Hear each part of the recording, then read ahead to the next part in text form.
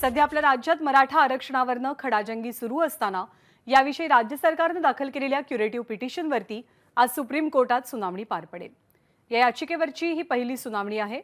सर्वोच्च न्यायालयाच्या 5 सदस्यीय खंडपीठानं मे 2021 साली दिलेल्या निर्णयामुळे मराठा आरक्षण रद्द झालं होतं।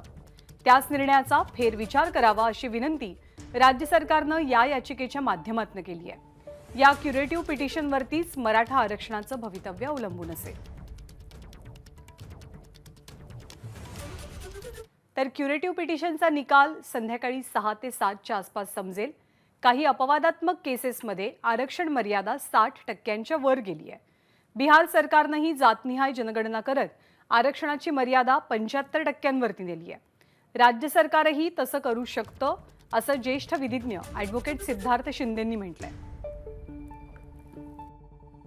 आपल्या सोबत ॲडव्होकेट शिंदे सर आहेत, आपण त्यांच्याकडनं जाणून घेऊयात। महाराष्ट्राच्या प्रेक्षकांना सोप्या भाषेत हे सांगा, क्युरेटिव्ह पिटिशन म्हणजे नेमकी काय आणि त्याची सुनावणी नेमकी कशी होते? बघा, सुप्रीम कोर्टमध्ये एखादं मॅटर तुम्ही हारला तर त्याच्यानंतर एक पर्याय असतो पुनर्विचार याचिका, रिव्ह्यू पिटिशन, जे कॉन्स्टिट्यूशनमध्ये आपल्या राज्यघटनेत मेन्शन आहे। त्याच्यानंतर 2002 मध्ये सुप्रीम कोर्टाने रूपा हुर्रा केसमध्ये असं सांगितलंय की एक क्युरेटिव्ह पिटिशन पण पर्याय आहे। जर रिव्ह्यू पण तुम्ही असफल झाला रिव्ह्यूमध्ये तर तुम्ही क्युरेटिव्ह पिटिशन, उपचारात्मक याचिकाही फाईल करू शकता। त्याच्यानंतर आता 21 वर्ष झालेत, पण खूप कमी क्युरेटिव्ह पिटिशन म्हणजे नसल्यातच जमा आहे की जे एंटरटेन झालेले आहेत। त्यामुळे ही आता जी क्युरेटिव्ह पिटिशनचं हिअरिंग 1:30 वाजता होईल, ते 4 जे सिनियर मोस्ट जजेस आहेत सुप्रीम कोर्टाचे त्यांच्या समोर होईल आणि ते बंद दरवाज्यात हिअरिंग, म्हणजे त्याच्यात वकील किंवा क्लायंट कोणीही जाऊ शकत नाही। जे क्युरेटिव्ह पिटिशन राज्य सरकारने म्हणजे मुख्यमंत्री, chief minister of Maharashtra versus Jayashree Laxmanrao Patil आणि विनोद पाटील वर्सेस जयश्री लक्ष्मणराव पाटील, या 2 क्युरेटिव्ह पिटिशन जजेस ऐकतील, त्यांच्या चेंबरमध्ये ऐकतील, म्हणजे ते वाचतील आणि त्याच्यात ते ठरवतील की ह्याच्यात नोटीस इश्यू करायची का डिसमिस करायचं। आता विनोद पाटलांनी मागणी केली आहे की हे ओपन कोर्टात हिअरिंग व्हावं, तर जज असंही म्हणू शकतात की ह्या दिवशी आम्ही हे हिअरिंग ओपन कोर्टात ठेवतोय। तर आता जज काय करतात ते आपल्याला तसं समजायचा मार्ग काहीच नाहीये। दुपारी 4 वाजेपर्यंत किंवा फार तर फार संध्याकाळी 7 वाजेपर्यंत आपल्याला इंटरनेटवरच सुप्रीम कोर्टच्या वेबसाईटवर समजेल की काय आज त्यांनी निर्णय घेतलेला आहे। बरं, शक्यता किती असते? यापूर्वीची अशी एखादी याचिका आहे का जी ऐकली गेली पुन्हा? बघा, भोपाळ गॅस ट्रॅजेडीची डाव केमिकल्स विरुद्धची याचिका अशी ऐकली गेलेली होती, पण ह्याच्यात शक्यता खूपच कमी आहे। पण आता हा पण मुद्दा, हा ज्वलंत मुद्दा आहे आणि जजेसला पण ते समजलंच असेल, त्यामुळे बघू आता। पण त्याच्यात हे कसं आहे की एकदा सुप्रीम कोर्टच्या 5 जजेसनी हे मॅटर डिसाईड केलंय आणि त्याच्यानंतर पुनर्विचार याचिकेमध्ये पण त्यांनी डिसाईड केलेलं आहे। तर आता परत काहीतरी तुम्ही नवीन तर आणू नाही शकत। तर जे सरकारनी दाखल केली आहे क्युरेटिव्ह, जुन्या मुद्द्यांवरच हे होणार।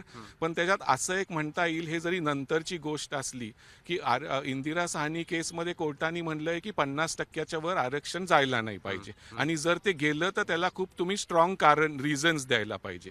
पण त्याच्यानंतर 130री जी घटना दुरुस्ती झाली आणि ऑल ओव्हर इंडिया केंद्र सरकारने 10% EWS आरक्षण दिलं, त्यामुळे 50%ची मर्यादा तर तुम्ही त्याच्यात ओलांडलीच आहे, 60-61% वर गेलेलं आहे। तर जसं बिहार सरकारनी जातीय गणना म्हणजे कास्ट सेन्सस करून 75%चा प्रस्ताव सादर केलेला आहे आणि हे केलंय, तसंच महाराष्ट्राने तर हे 2018 मध्येच महाराष्ट्राने हे केलं की 12 आणि 14% सरकारी नोकऱ्यांमध्ये, महाराष्ट्रात सरकारी नोकरी आणि शिक्षणमध्ये SCBCच्या खाली मराठा समाजाला आरक्षण, ते काही कारणास्तव सुप्रीम कोर्टाने रद्द ठरवलं। पण आता त्याच्यात एक हा शेवटचा चान्स आहे, त्या जुन्या मॅटर म्हणजे 2018चाच कायदा जर आपल्याला परत तसाच बहाल ठेवता येईल का नाही, ही प्रयत्न महाराष्ट्र सरकार आज करणार आहे। त्याच्यात शक्यता खूपच कमी आहे सक्सेस मिळण्याची, पण आजकाल कोर्टात आणि होप नेहमी आहे, त्यामुळे यू नेव्हर नो की काही होऊ शकतं।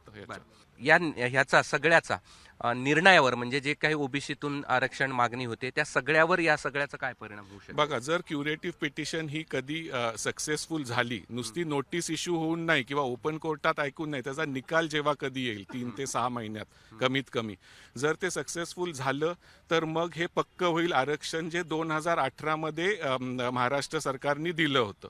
आता जरांगे पाटलांचं असं म्हणणं आहे की ओबीसी खालीच आरक्षण द्यावं, कारण त्यांना माहिती आहे 50 ओबीसी खाली मिळालं तर ते 50% आतच राहील आणि ओबीसी खाली आरक्षण मिळालं तर ते फुल प्रूफ राहील, कारण त्याला मग चॅलेंज होणं अवघड आहे. एबीपी माझा, उघडा डोळे बघा नीट.